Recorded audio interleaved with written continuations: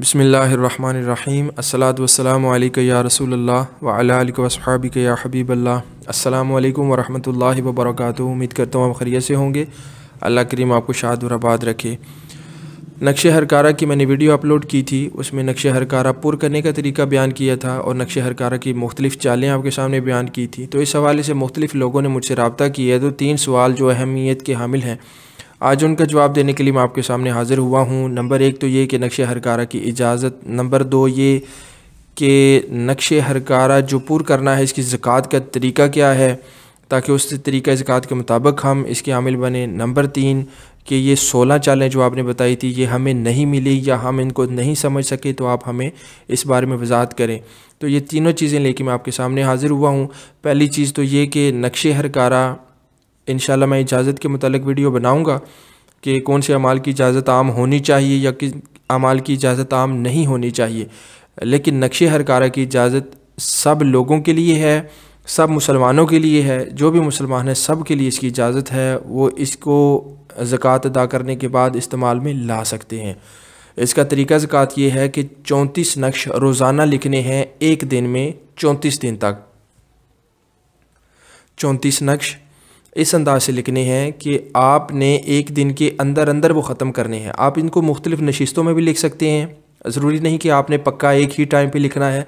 आपने एक दिन में 34 नकूश मुकम्मल करने हैं। लाइनें भी खुद लगानी हैं और उसको पुर भी खुद करना है। ऐसा नहीं है कि आप लाइनों की प्रिंटिंग करवा लें और लिख लें, ऐसा इजाज़त बिल्कुल नहीं है। आपने मुकम्मल नक्श जैसे मैंने तरीका बताया हुआ उस तरीके के मुताबिक ही आपने पुर करना है। अब उसके बाद ये कि अगर आपने 34 मुकम्मल नहीं किए, हत्ता कि 33 नक्श आपने लिख लिए हैं, एक नक्श आपका रह चुका है और मगरिब हो चुकी है, अब मगरिब के बाद दूसरा दिन शुरू हो चुका है, तो आपका वो जो सिलसिला है ज़कात अदा करने का वो रुक गया है। आपको अब नए सिरे से अगले रुजे माह में 34 का नक्श जो है वो शुरू करना होगा। अब आप उसी को आगे लेके गिनती को नहीं लेके जा सकते। और जिन बहनों ने इसकी ज़कात अदा करनी हो, अगर उनके ख़ास अय्याम आते हैं तो उन अय्याम में भी इन नकूश को लिख सकती हैं, कोई मसला नहीं है। इन नकूश को उन्होंने बिल्कुल बाकायदगी के साथ दीगर वज़ाइफ की तरह छोड़ेंगी नहीं, बाकायदगी के साथ लिखेंगी और मुकम्मल करेंगी। इसमें किसी किस्म का परहेज़ नहीं है, इसमें जगह की पाबंदी नहीं है, इसमें किसी वक्त की पाबंदी नहीं है। बस एक दिन के अंदर अंदर आपने 34 मुकम्मल करने होंगे और 34 दिन तक लिखना है। अगर इनमें कोई दिन मिस हो जाएगा तो फिर भी आपको नए सिरे से ज़कात अदा करनी होगी। बाकी ये जो 16 अंदाज से पुर किया जाता है, आप आछी चाल ही की ज़कात अदा करेंगे। जब आप आछी चाल की ज़कात अदा कर चुकेंगे तो फिर आप इनको 16 तरीक़ों से पुर करें और जो आपके पास जिस अंदाज से बीमारी या परेशानी या कोई भी मसला लेके आता है तो आप उसको उसी अंदाज से ही वो नक्श पुर करके दे दें। अल्लाह के फ़ज़ल से उसको ज़रूर फ़ायदा होगा। बहुत ही प्यारा नक्शा है और लोग इसे बहुत ज़्यादा इस्तेमाल करते हैं, बल्कि हर आमिल ही इसको इस्तेमाल करता है।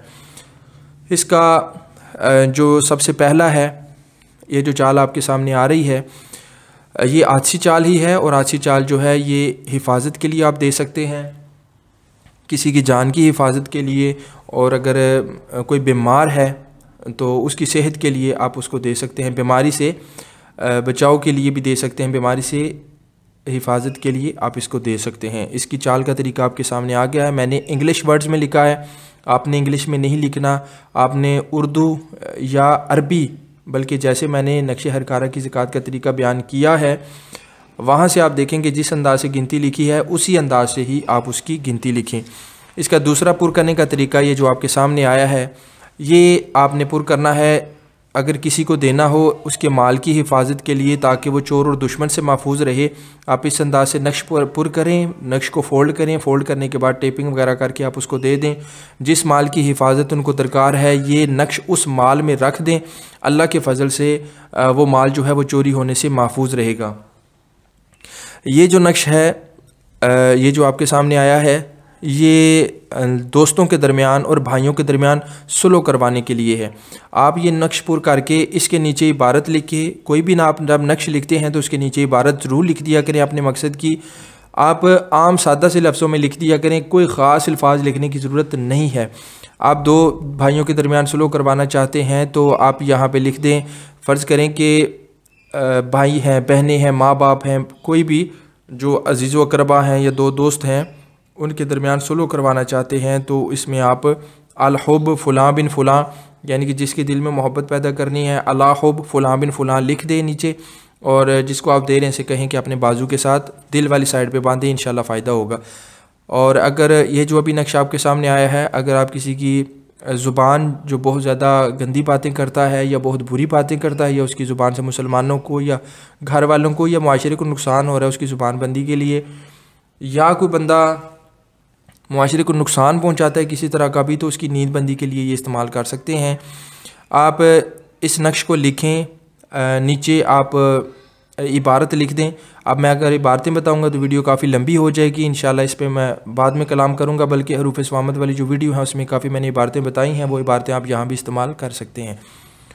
तो ये नक्श लिखने के बाद इसे फोल्ड करके दें कि ये नक्श उनकी चारपाई के नीचे रख दें, उनके घर में किसी जगह दफना दें जिस बंदे को, या उसके रास्ते में दफना दें या उसके घर के पास कहीं भी दफना दें। किसी से मोहब्बत के लिए, जायज़ मोहब्बत के लिए इस्तेमाल करें तो ये नक्श लिखें, नीचे अल-हुब फ़ुलां बिन फ़ुलां अला हुब, मियाँ बीवी की मोहब्बत के लिए ख़ास तौर पे इसको इस्तेमाल किया जाता है। तो आप ये लिखने के बाद मोहब्बत का अमल जो है वो मियाँ या बीवी अपने बाजू के साथ बांध लें, गले में भी पहन सकते हैं।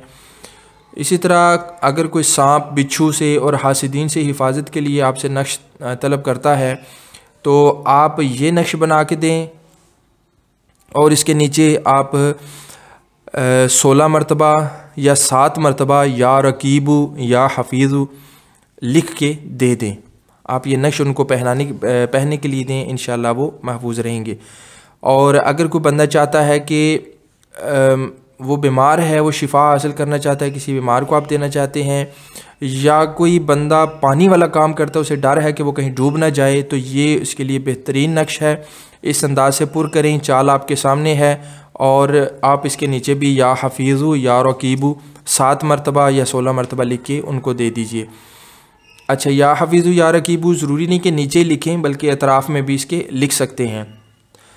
इसी तरह ये जो नक्शा आपके सामने है, ये अगर मुफसदीन जो फ़साद मचाने वाले हैं या उसके दुश्मन हैं किसी के, और इसको डर है कि ये दुश्मन मुझे नुकसान पहुंचाएंगे, तो आप ये नक्श उसको लिख के दे दें, और इसके नीचे भी या रकीबू या हफीज़ू तादाद में लिख के दे दें, इंशाल्लाह वो बंदा महफूज रहेगा। अगर कोई आपके पास आता है बच्चों के गिरिया के लिए, यानी बच्चे रोते हैं, उनके पेट में मसाइल हैं, अक्सर बच्चों को इस तरह के मसाइल होते हैं, तो ये नक्श लिख के दे दें, और इसके नीचे आप 7 मरतबा या 16 मरतबा या शाफ़ी लिख के दे दीजिए। इसी तरह दीगर अस्मा जो हैं आप अपनी ज़रूरत के मुताबिक उनको इस्तेमाल कर सकते हैं।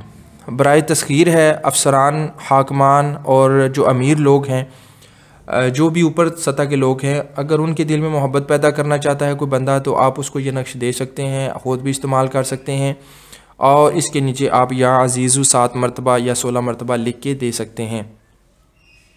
बराए हसूल मुराद और दौलत और सेहत, अगर कोई बंदा अपनी मुराद हासिल करना चाहता है, दौलत हासिल करना चाहता है या सेहत और आफियत चाहता है, तो उसके लिए ये आप नक्श दे सकते हैं, और इसके नीचे आप उसकी जो इसमें मुबारक सूट करते हैं, मसलन दौलत के लिए आप या रज़्ज़ाक़ु लिख के दे सकते हैं। दुश्मनों को दूर करने के लिए या उन पे कहर नाजिल हो, उसके लिए ये नक्श जो है आप लिख के दे सकते हैं।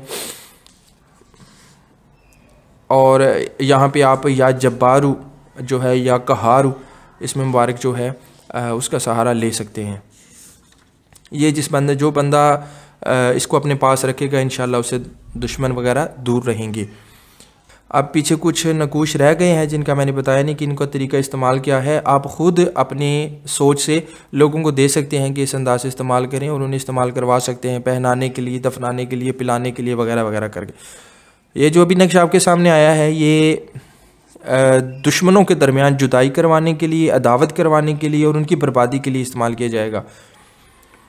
तो ये नक्श जो है ये बनाने के बाद आप उनके घर की दीवार में लगा सकते हैं या उनके रास्ते में दफन कर सकते हैं, इस तरह करके।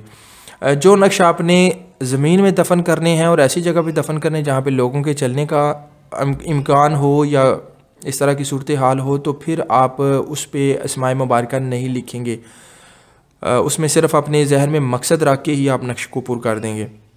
और अगर आपको ये यकीन हो कि वहाँ ये जगह पाक है, वहाँ पे पाँव वगैरह नहीं लगेंगे, तो फिर आप उसको दफना सकते हैं। दफनाने में कोई मसला नहीं है। कुरान मजीद वगैरह जो पुराने औराक होते हैं वो भी हम दफना देते हैं कब्रिस्तान में। अच्छा, अवाम की तस्खीर के लिए और किसी जायज़ दोस्ती के लिए ये नक्शा आप लिख सकते हैं और इसको बाजू के साथ या गले में बांध सकते हैं।